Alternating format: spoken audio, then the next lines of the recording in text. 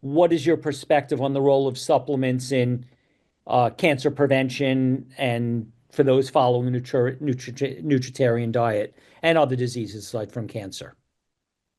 What is your opinion on what supplements we should or shouldn't be taking? I become a little more aggressive when a person has cancer. And some of those anti-cancer supplements I take myself, even though I don't have cancer, or I hope I don't have cancer. But the point I'm making is I might take some of those beneficial additional nutrients in a low amount and give them a higher amount in a person who has cancer. Let me give you an example, okay?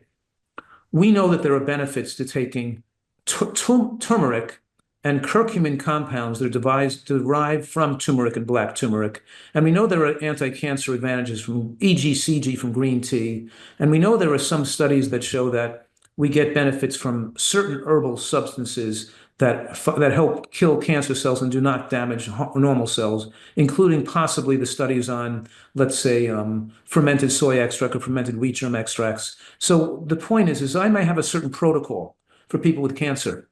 And I may even be putting a person on like 4 or 5 of, I call it the ultracell because it has the turmeric, the black turmeric, and the EGCG and those compounds. And I put them on a person like every like 7 in the morning and noon and 5 p.m. and 10 p.m. I round the clock. I'm giving them this supplement that's supposed to help prevent replication of cells to hit the cancer with some additional nutritional powers. And I'm not going to take it like a cancer patient. I'm going to take one of those a day. I may give it 4 or 5 a day to a cancer patient, but I'm still taking a little bit of turmeric and EGCG and the extra mushrooms. I'm taking it just because you know what?